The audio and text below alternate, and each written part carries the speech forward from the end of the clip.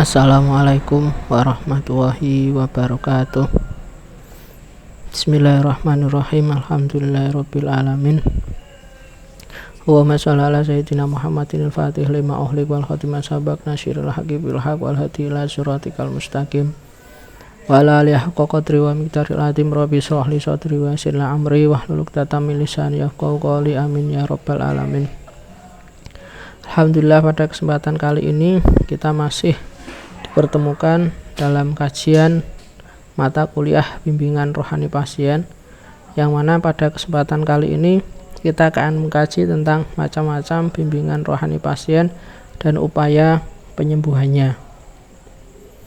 Sebelum kita membahas tentang macam-macam bimbingan rohani pasien dan upaya penyembuhannya, kita mengkaji terlebih dahulu tentang dasar pemikiran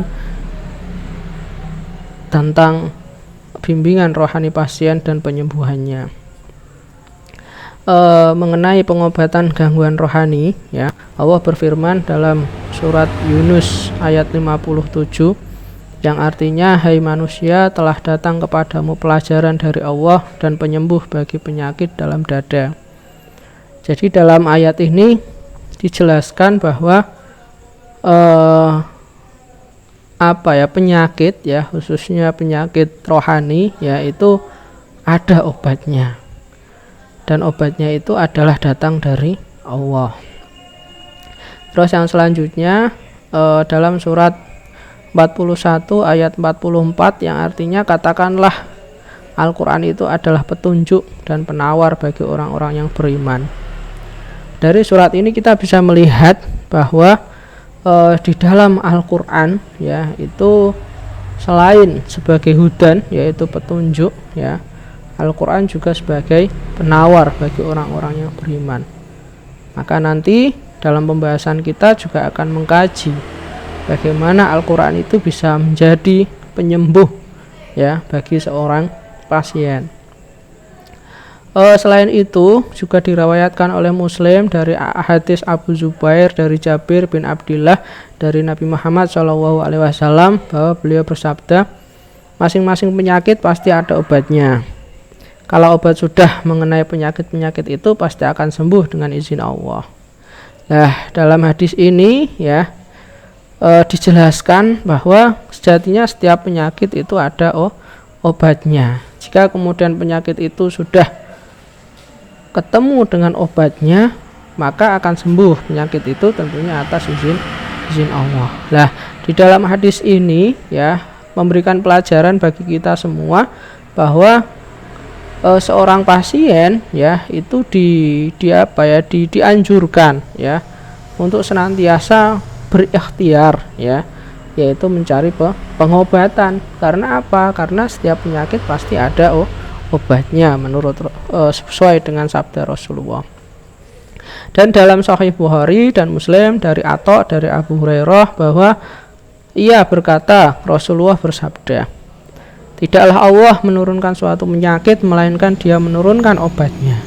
Jadi di dalam hadis ini, ya, diterangkan bahwa Allah itu menurunkan penyakit, ya, itu sudah satu paket, ya, paketnya itu dengan obatnya. Jadi sinkron dengan hadis sebelumnya bahwa setiap penyakit itu pasti ada obatnya.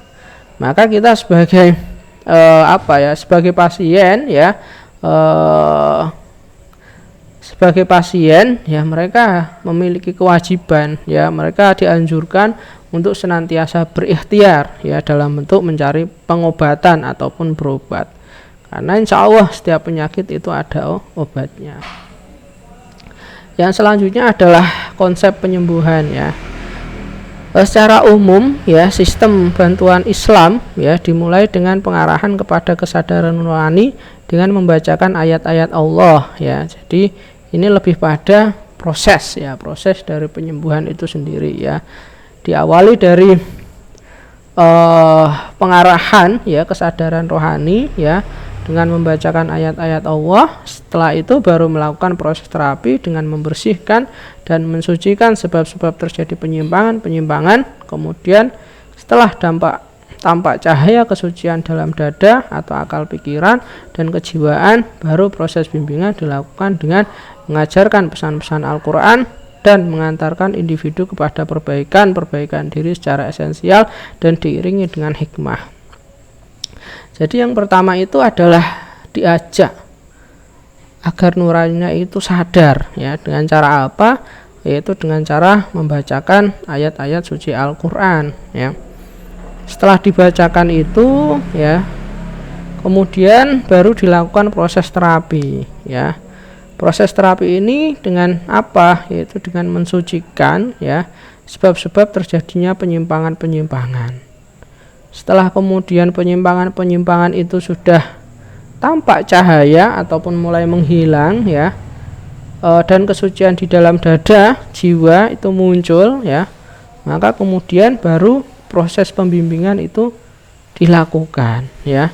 Nah, proses pembimbingan itu dilakukan dengan cara apa? Yaitu dengan mengajarkan pesan-pesan yang ada di dalam Al-Quran. Karena memang tadi, ya, selain Al-Quran itu sebagai petunjuk, Al-Quran juga sebagai obat atau penawar dalam mengantarkan individu kepada perbaikan diri. Jadi setelah kemudian diajarkan pesan-pesan Al-Quran itu, harapannya individu itu menjadi lebih baik, ya, dan diiringi dengan hikmah. Nah, kata hikmah di sini, ya, dengan petunjuk jamaknya itu al-hikam, ya, bermakna kebijaksanaan. Ilmu dengan pengetahuan, filsafat, kenabian, keadilan, pepatah, dan Al-Quranul Karim, yaitu rahasia dibalik segala peristiwa yang terjadi dalam kehidupan. Jadi al-hikmah itu banyak maknanya, ya. Ada yang mengatakan bijaksana, ada yang mengatakan ilmu pengetahuan, ada yang mengatakan filsafat, ya. Ada yang mengatakan jiwa kenabian, ada yang mengatakan keadilan, pepatah, dan juga ada yang mengatakan Al-Quranul Karim, ya. Itu jadi ketika jiwa kita hikmah, ya, kita akan menjadi bijak, kita akan menjadi orang yang berilmu pengetahuan, kita akan menjadi seorang filosof, ya, tentunya seorang yang bijak juga. Kita kemudian akan memiliki jiwa kenabian, ya, ataupun orang yang baik. Kita menjadi adil, ya. Jiwa kita dipenuhi dengan nilai-nilai Al-Quranul Karim. Itu kalau seseorang sudah mencapai hikmah, ya, ataupun sudah diiringi dengan hikmah.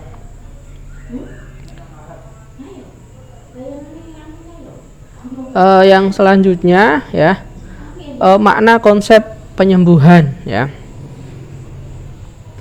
Makna konsep penyembuhan di sini yang pertama adalah menguatkan keimanan dengan Al-Quran.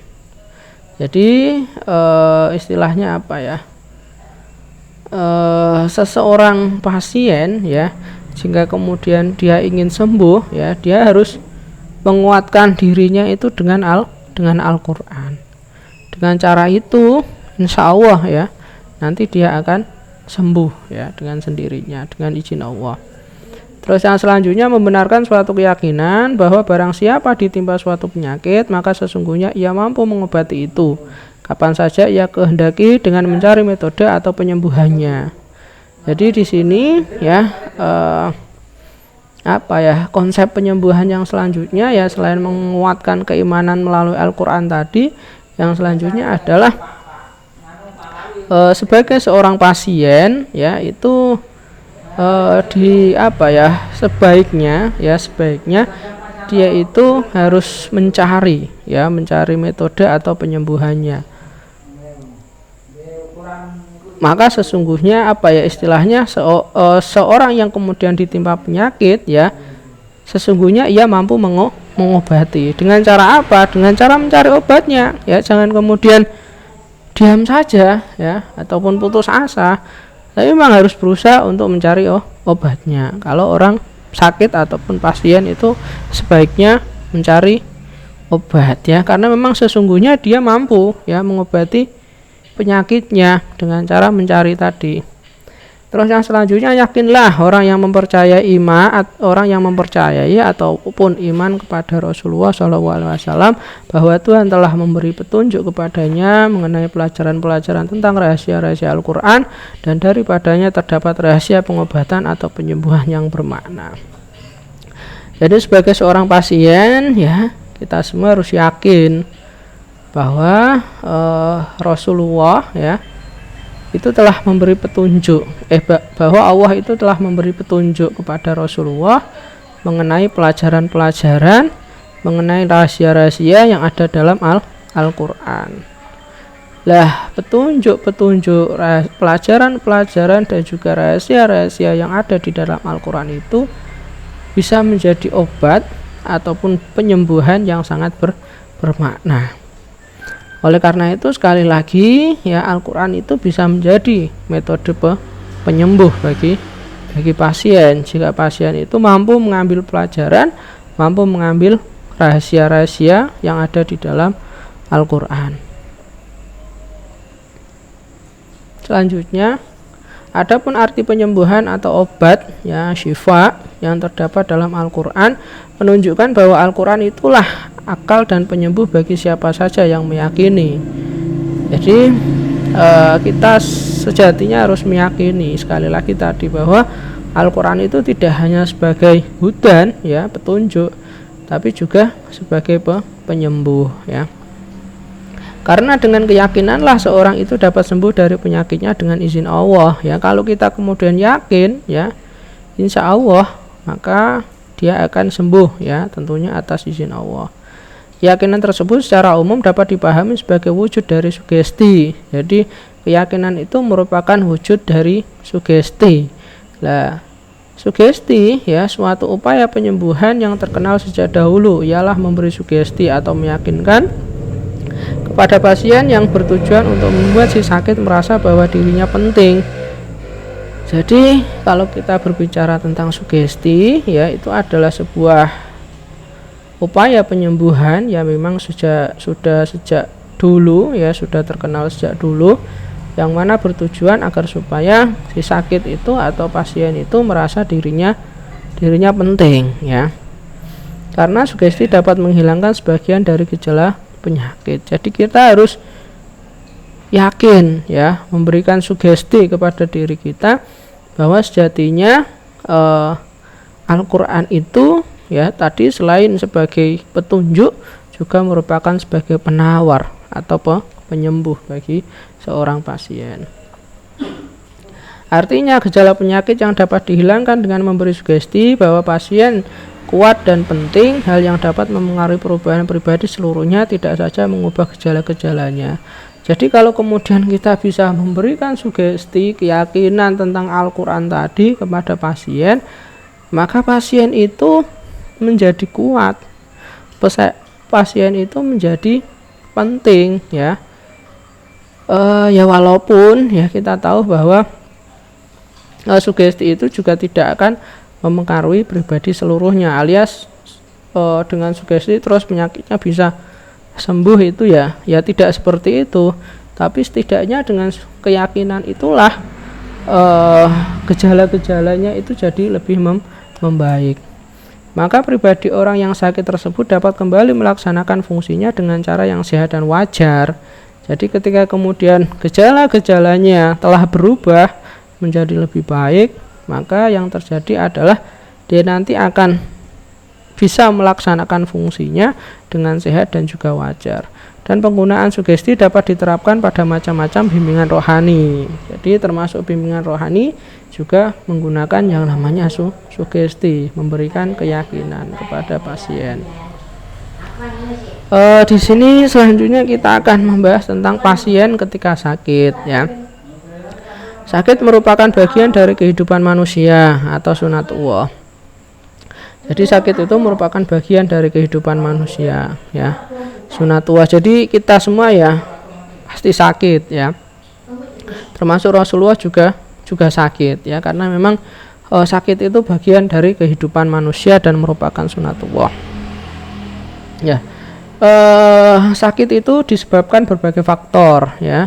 baik itu konflik internal maupun konflik eksternal. Itu salah satu faktor penyebab seseorang sakit ya, baik dari dirinya sendiri ya, ataupun bawaan ya, ataupun karena eksternal, kecelakaan dan lain sebagainya. Sehubungan dengan keadaan tersebut, hendaklah dapat dimaklumi hal-hal sebagai berikut. 1. Bahwa Allah lah yang menentukan kesembuhan ya. Jadi sebagai seorang pasien ya, dia harus memaklumi, dia harus tahu ya, bahwa Allah lah yang kemudian menentukan kesembuhan pada dirinya. Hal ini sesuai dengan Quran surat Asy-Syu'ara ayat 80.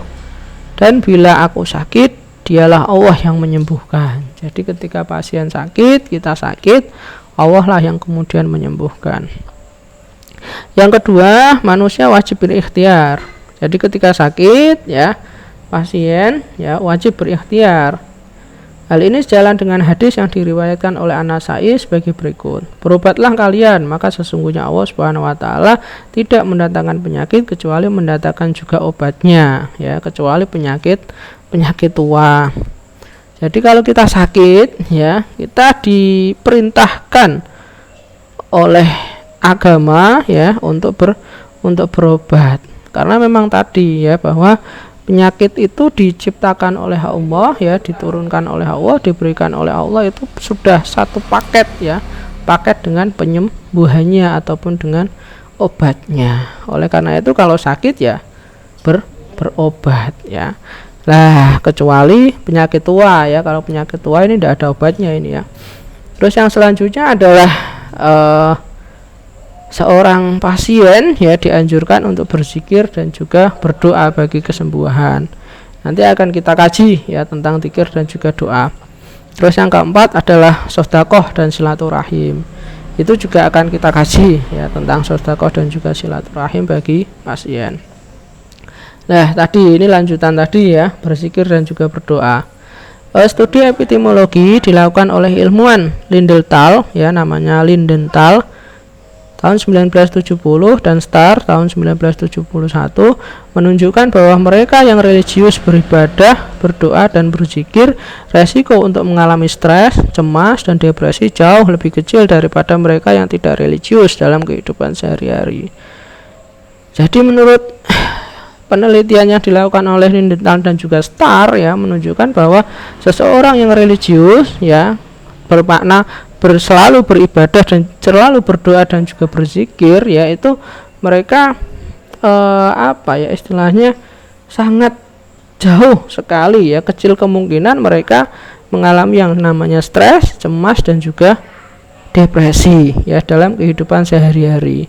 Lah kalau kemudian seseorang itu jarang sekali mengalami stres, cemas dan juga depresi, maka resiko untuk kemudian mengalami sakit itu sangat kecil. Dan kemudian pasien yang kemudian jarang ataupun jauh dari stres, cemas dan juga depresi, itu kemungkinan sembuh akan lebih besar. Yang selanjutnya adalah menurut Dr. Amarullah Siregar, ahli naturopati, menangani kasus secara holistik dengan pendekatan ilmu naturopatik, misalnya suplemen, fitofarmaka, herba, ilmu pati, pola aktivitas, dan doa secara sederhana merupakan suatu bentuk spiritualis yang secara tidak langsung dapat merupakan salah satu bentuk penyembuhan. Jadi Dr. Amrullah ini dalam melakukan penyembuhan ya, selain kemudian menggunakan pendekatan naturopatik tadi dengan memberikan suplemen fitofarmaka ya, dalam naturopatik, ilmu naturopatik, beliau juga menyandingkan dengan aktivitas doa ya, doa sederhana ya. Nah, bentuk spiritualitas yang demikianlah yang kemudian bisa menjadi sebuah bentuk penyembuhan. Nah, dalam kedokteran naturopatik, bentuk penyembuhan dengan doa dikenal dengan distance healing. Jadi kolaborasi antara naturopatik dan juga doa ya, penyembuhan yang seperti ini dikenal dengan istilah distance healing. Lah, doa di sini itu adalah pemusatan perhatian, berkonsentrasi secara penuh ya. Jadi kita perhatiannya terpusat, konsentrasi kita secara penuh ya, itu untuk memohon kepada Allah. Hal ini mengantarkan beberapa bentuk energi ke dalam tubuh ya. Kalau kita kemudian dalam berdoa itu bisa perhatian kita bisa terpusat, konsentrasi kita itu bisa penuh, maka itu akan mengantar membawa energi ke dalam tubuh kita. Energi apa saja ya? Ini ada energi metabolik, energi biofotonik, energi magnetik, sekaligus akan meregulasi sistem dalam tubuh manusia. Luar biasa ini ya kekuatan doa ini. Terus yang selanjutnya Hana Jumhana Bastaman ya, beliau adalah dosen Fakultas Psikologi UI, menambahkan fenomena berdoa dapat memberi kesembuhan untuk berbagai penyakit fisik dan mental, meskipun tidak bisa sepenuhnya dijelaskan secara psikologis. Jadi berdasarkan temuan dari Pak Hana Jumhana Bastaman ini, bahwa yang namanya doa itu bisa memberikan kesembuhan baik itu pada penyakit fisik maupun penyakit mental, walaupun tidak bisa dijelaskan secara sepenuhnya secara keilmuan psikologis, tapi memang hasilnya demikian ya. Namun khususnya hubungan antara manusia dengan Tuhan ya. Jadi dengan tadi ya, doa tadi ya, itu akan terbangun ya hubungan antara manusia dan Tuhan, atau disebut sebagai hablu minallah. Profesor Dr. Ketut Suryani, guru besar Universitas Udayana sekaligus ahli meditasi, menyatakan bahwa berdoa berarti melakukan pemusatan konsentrasi yang ditujukan kepada Tuhan. Jadi doa yaitu adalah konsentrasi yang ditujukan kepada Tuhan. Segalanya akan berlangsung berada dalam lingkungan kekuatan Tuhan, termasuk spiritnya. Jadi kalau kemudian kita sudah fokus ya, konsentrasi kepada Tuhan kita ya, kepada Allah, maka niscaya istilahnya segala yang berlangsung pada kita itu ya merupakan kekuatan dari Allah ya. Jadi kita akan punya kekuatan ya, punya semangat ya. Itu kondisi inilah yang kemudian membantu kehidupan. Lah kondisi inilah yang kemudian bisa menjadi faktor penyembuh bagi seorang pasien. Selanjutnya adalah sedekah dan silaturahmi. Beberapa riwayat menyatakan bahwa sedekah dan silaturahmi dapat mengurangi penderitaan dan mempercepat kesembuhan. Jadi dengan kita sedekah, dengan kita silaturahim, itu bisa mengurangi penderitaan dan juga mempercepat ya kesembuhan. Rasulullah pernah bersabda yang diriwayatkan oleh At-Tabrani dan Abu Naim, yang artinya, bentengilah dirimu dengan membayar zakat, obatilah sakitmu dengan sedekah, dan tolaklah bala dengan doa. Jadi dari hadis ini ya bisa kita ambil ibrah ya, bahwa dengan sedekah ya itu bisa membentengi kita, bisa juga menyembuhkan sakit kita, dan juga bisa juga menolak bala ya. Itu tidak hanya itu ya, sedekah itu harus disertai dengan doa tadi. Sehubungan dengan silaturahim, perhatikan hadis berikut. Barang siapa yang ingin diluaskan rezekinya dan dipanjangkan umurnya, maka sambunglah tali silaturahmi. Jadi kalau kita ingin luas rezekinya, kita ingin panjang umurnya, maka kita diperintahkan untuk silaturahmi. Nah itu kalau orang yang sedang sakit itu biasanya kan cemas ya, jangan-jangan umur saya pendek nih. Lah itu dianjurkan untuk kemudian silaturahmi ya, agar supaya umurnya dipanjangkan insyaallah.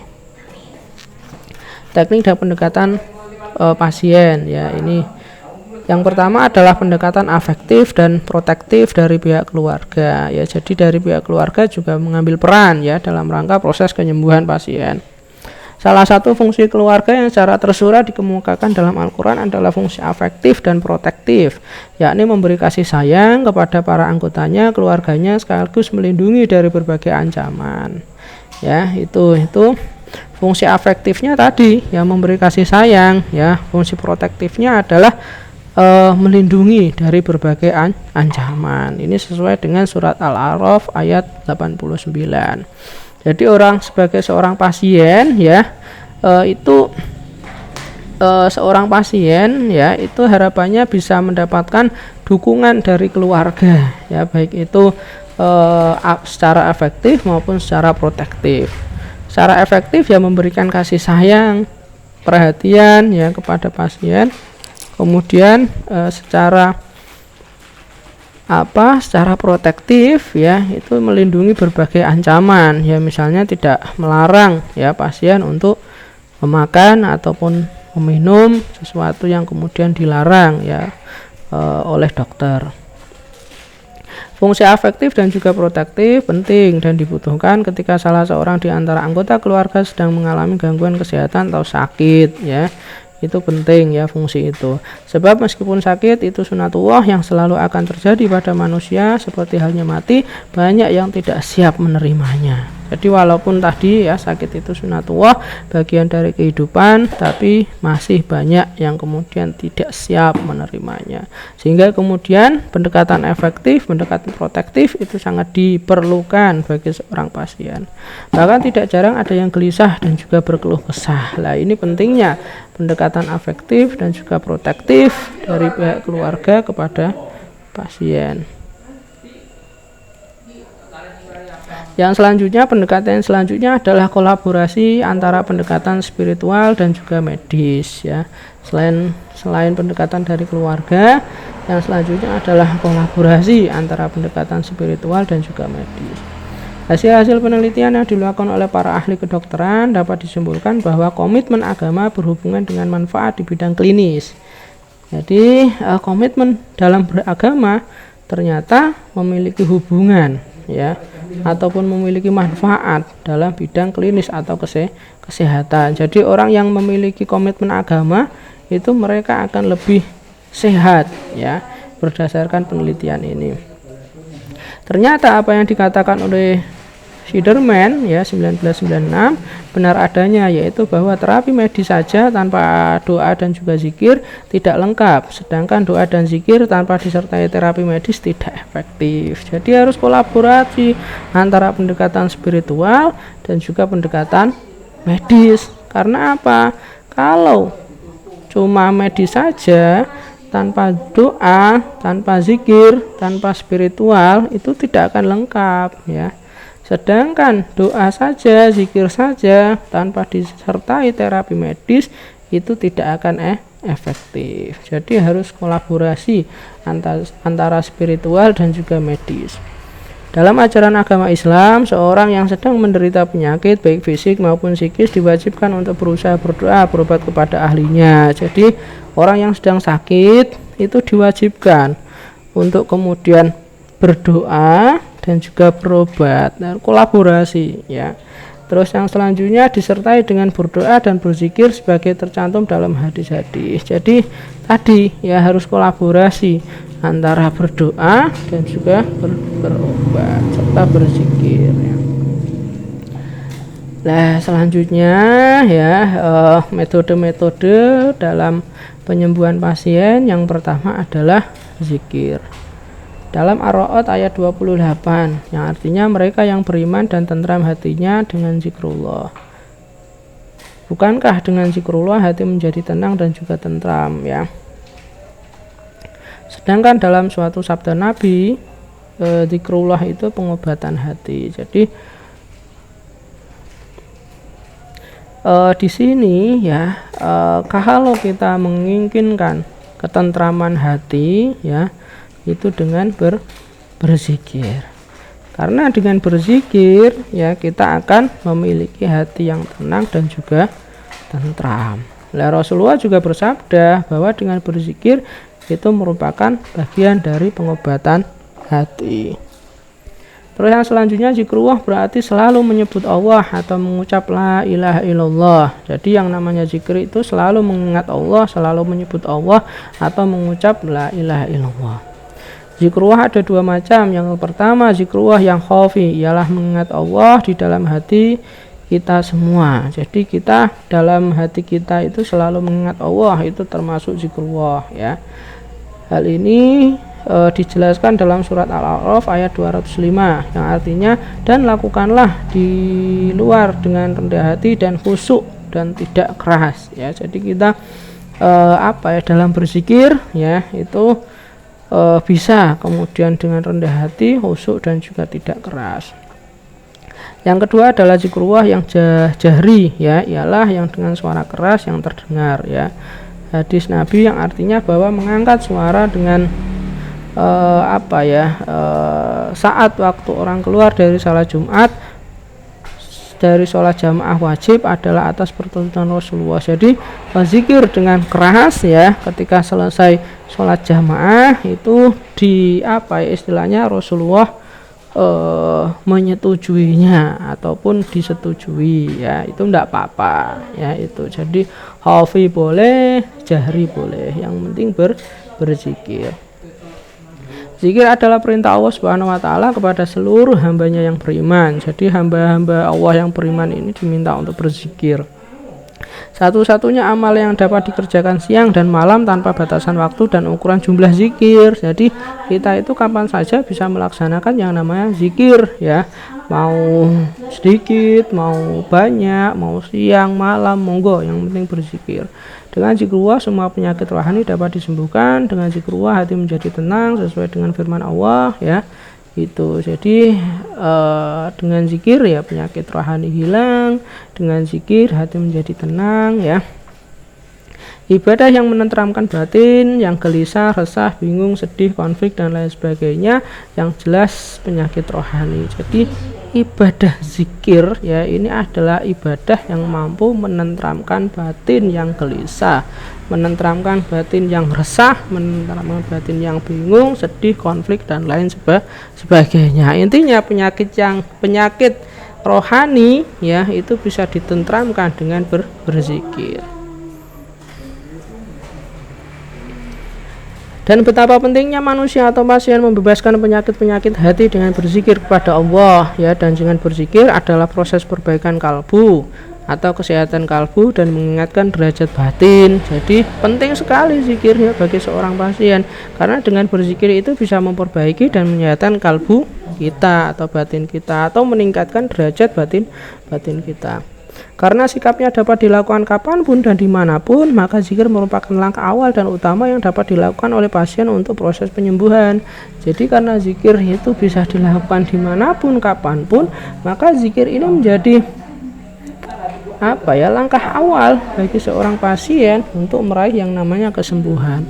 Zikir atau mengingat Allah, maka rohani akan mendapatkan ketenangan. Dengan ketenangan akan membantu metabolisme tubuh atau jasmani berlangsung seimbang atau normal.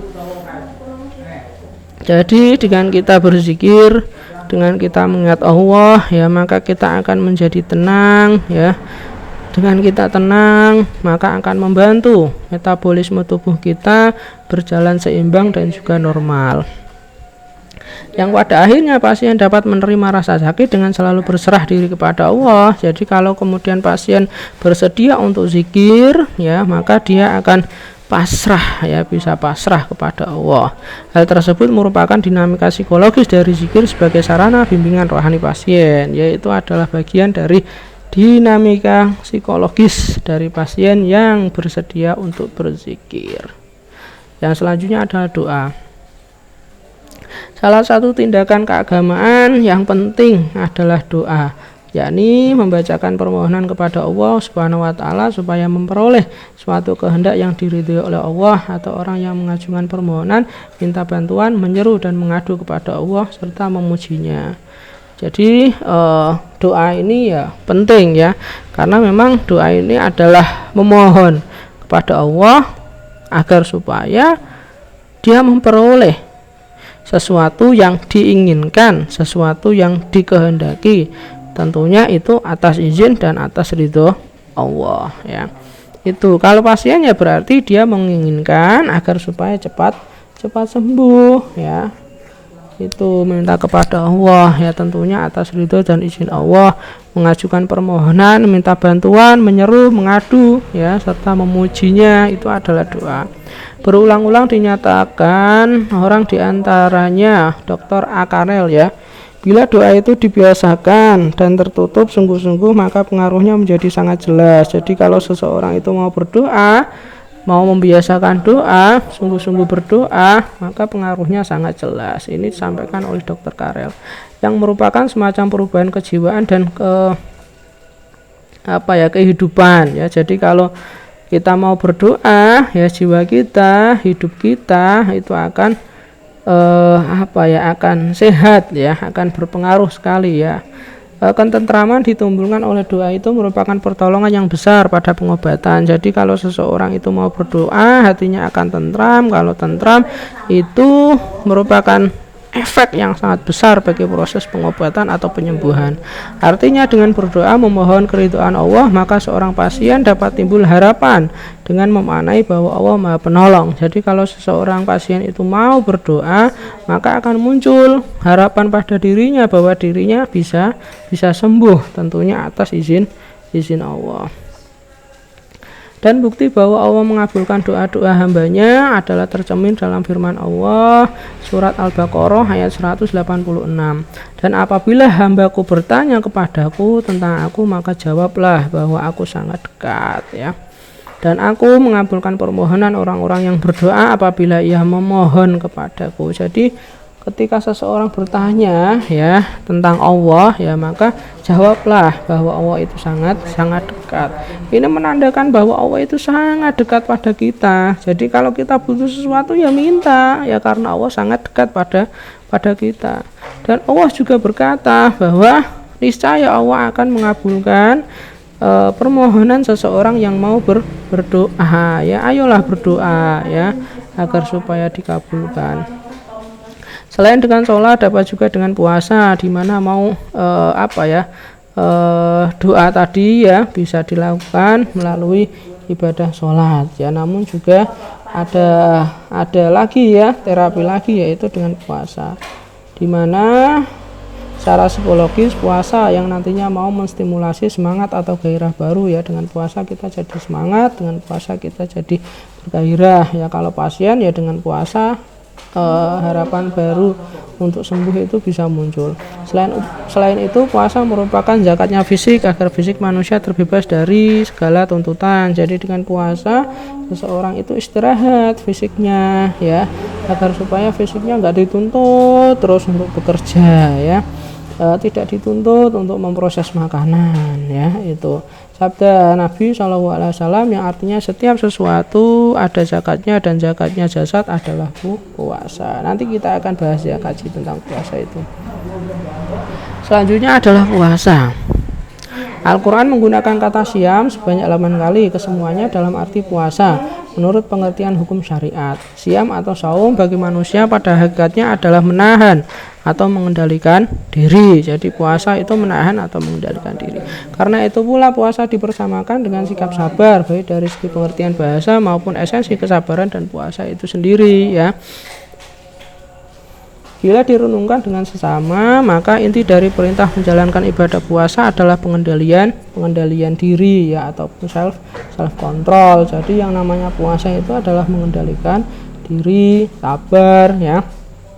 Nah, pengendalian diri ataupun self control itu sendiri adalah salah satu ciri utama bagi jiwa yang sehat.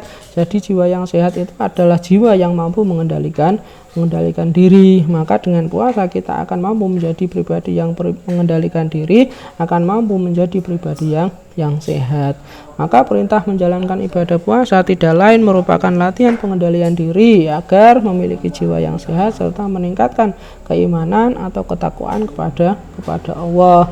Jadi puasa itu merupakan media ataupun sarana untuk latihan kita mengendalikan diri. Puasa adalah menyehatkan, artinya bahwa peranan puasa dalam pengobatan untuk menciptakan kesehatan rohani adalah sangat besar. Jadi dengan puasa kita akan menjadi sehat. Puasa bisa menjadi obat bagi kesehatan rohani kita.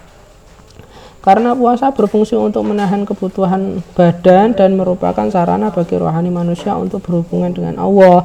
Jadi kebutuhan badan itu bisa tertahan, bisa terkontrol ya. Terus puasa juga mampu mendekatkan kita kepada Allah.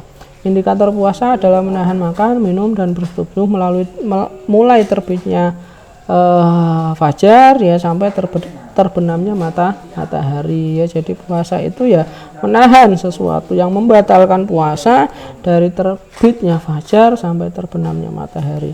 Sedangkan indikator puasa psikis adalah menahan hawa nafsu dari segala perbuatan maksiat ya. Itu secara fisik ya, menahan makan, minum, bersetubuh ya. Secara psikis ya menahan hawa nafsu dan juga maksiat. Secara rohani puasa memiliki aspek kesehatan. Satu, pola simptomatis ya, pola yang berkaitan dengan gejala dan keluhan, gangguan atau penyakit nafsiyah, menghindari penyakit hati. Jadi dengan puasa ya gejala-gejala penyakit hati itu bisa diminimalisir. Ya, yang selanjutnya pola penyesuaian diri ya. Jadi puasa itu tadi bisa menjadi self control ya, kemampuan individu untuk menyesuaikan diri secara aktif terhadap lingkungan sosial. Jadi orang yang mau berpuasa itu bisa menyesuaikan diri dengan lingkungan sosial. Nah, selanjutnya pola pengembangan diri, pola yang berkaitan dengan kualitas khas insani seperti kreativitas, produktivitas, kecerdasan, tanggung jawab dan sebagainya. Jadi orang yang mau berpuasa ya niscaya dia akan menjadi pribadi yang berkembang ya, menjadi pribadi yang kreatif, produktif, cerdas, tanggung jawab dan sebagainya. Puasa juga dapat meningkatkan kecerdasan baik EQ intellectual quotient, EQ emotional quotient, MQ moral quotient dan SQ spiritual quotient ya, itu dengan berpuasa. Sehingga ditinjau dari kesehatan, maka fungsi puasa sangat banyak, antara lain dalam pengobatan, pencegahan dan pembinaan ya. Jadi puasa juga bisa menjadi obat, pencegah dan pembinaan. Keikhlasan, kejujuran, kebenaran dan pengendalian diri ya. Puasa membuat orang jadi ikhlas, jujur, benar dan mampu mengendalikan diri. Prinsip dari kesehatan mental yang menjadi tujuan perawatan.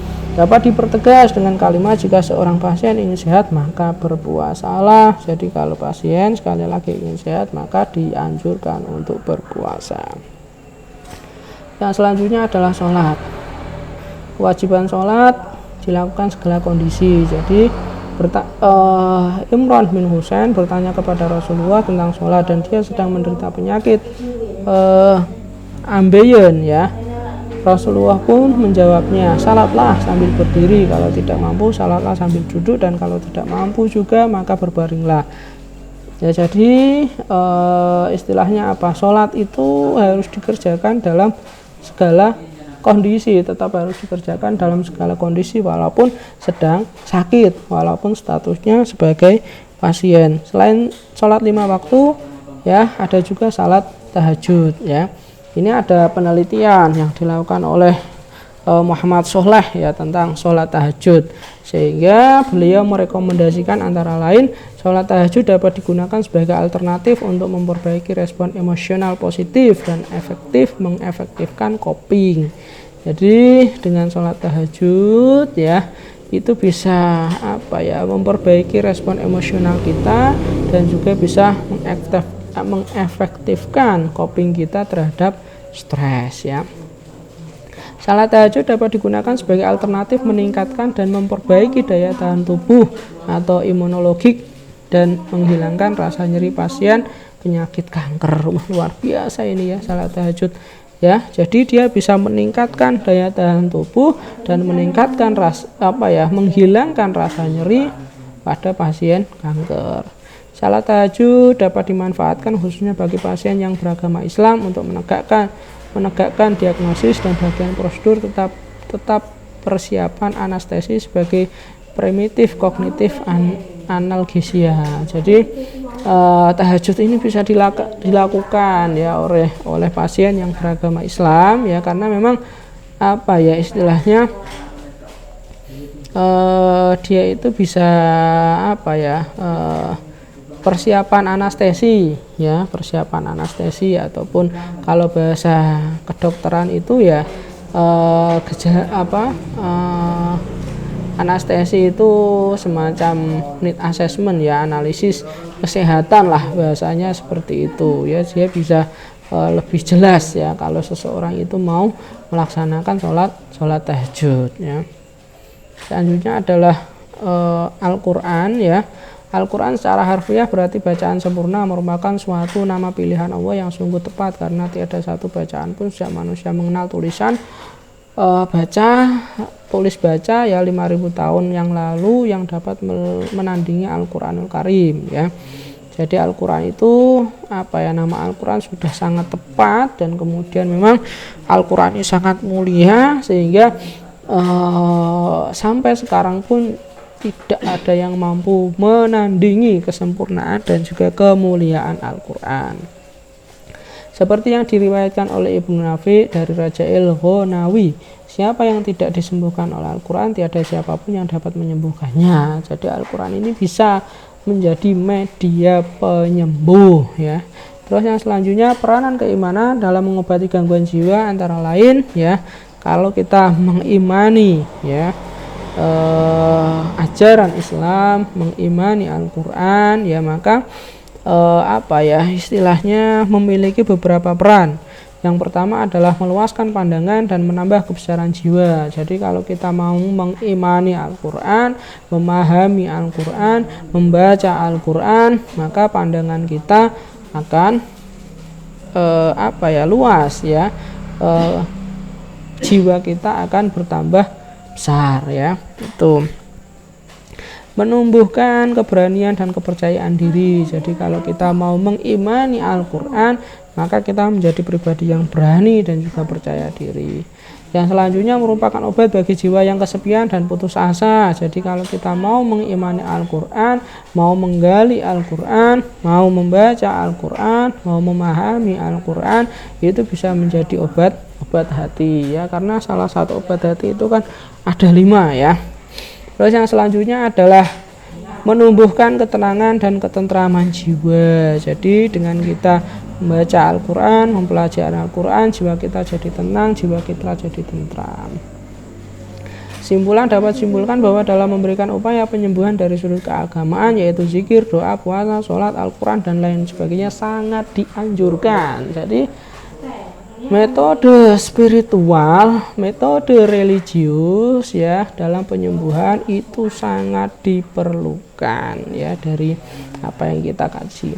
Mengingat bahwa sebagian besar pasien-pasien penduduk Indonesia beragama, apalagi ya pasien Indonesia ya sebagian besar beragama, karena negara Indonesia ya berasas Pancasila, yaitu satu ketuhanan yang Maha Esa.